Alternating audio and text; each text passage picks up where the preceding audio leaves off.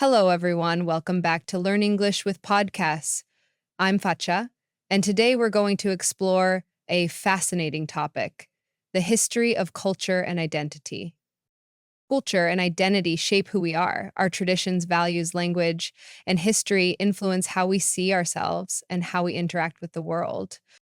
In today's episode, I'll tell you a story about discovering the connection between history, culture, and identity through personal experience and exploration. Along the way, I'll introduce important vocabulary and phrases to help you understand and talk about this topic in English. Let's dive in. Growing up in a multicultural family, I grew up in a small town in Thailand. My father is Thai and my mother is from Japan. From a young age, I was surrounded by two very different cultures. In our house, we celebrated both Songkran, the Thai New Year, and Obona, a Japanese festival to honor ancestors. During Songkran, my father would take me to the temple. We would pour water over Buddha statues to cleanse away bad luck and make offerings of flowers and incense. The streets would turn into a water fight with people laughing and spraying water everywhere. During Oban, my mother would light lanterns and place them on the river to guide the spirits of our ancestors back to the afterlife. We would dance the Bon Odori and eat traditional Japanese sweets like mochi. I remember asking my mother, why do we have these different traditions? She smiled and said, because they remind us of where we came from. Our traditions connect us to our history and identity. At the time, I didn't fully understand her words, but as I grew older, they made more sense. Vocabulary from growing up in a multicultural family. Multicultural, including or influenced by more than one culture. Example, I grew up in a multicultural family. Tradition, a custom or belief passed down from generation to generation.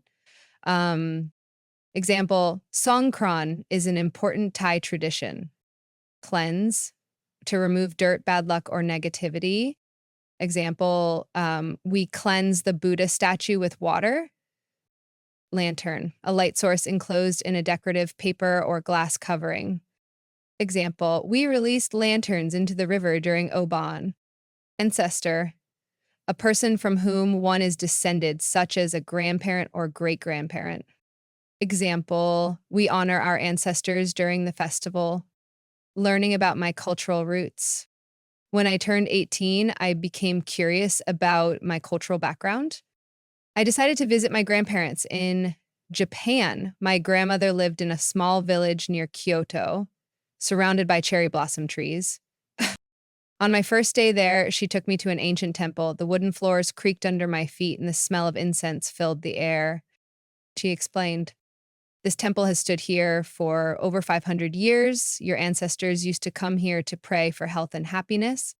Later, we walked through the village where I saw a group of women wearing kimonos and children playing with paper fans.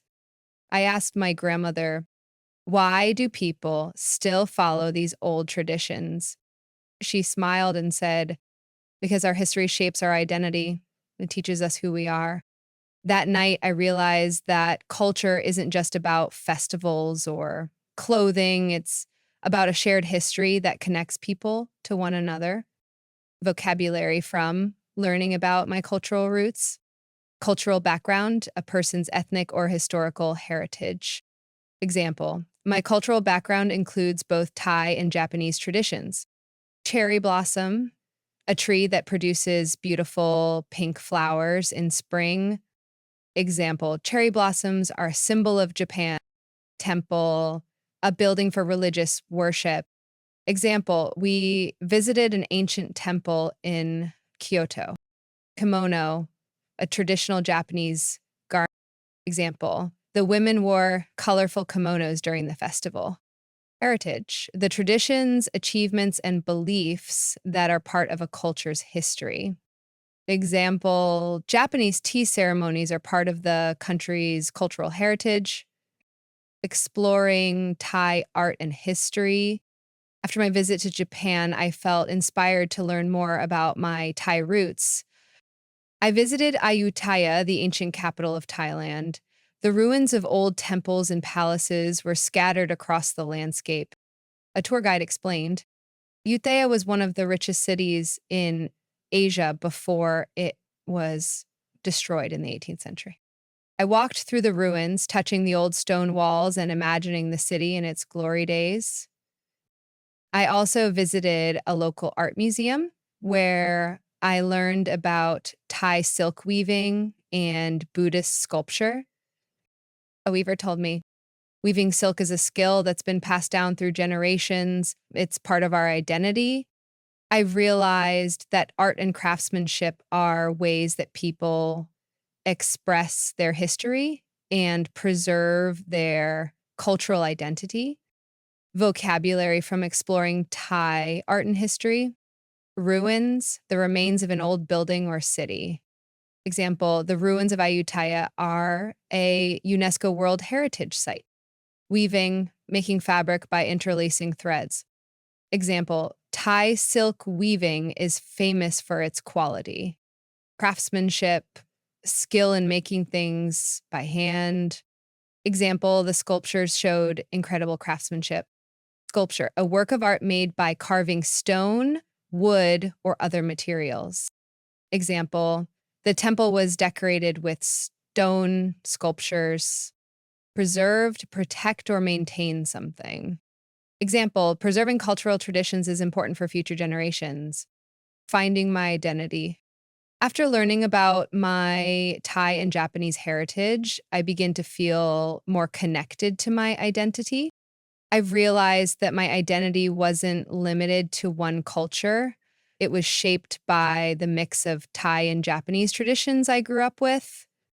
At university, I joined a multicultural club where students from different backgrounds shared their stories. I learned that many people had complex identities. Some had parents from different countries, others had lived in different places growing up. One night, I stood on a rooftop with my friends looking out over the city lights. I thought about my grandmother's words. Our history shapes our identity. I finally understood what she meant.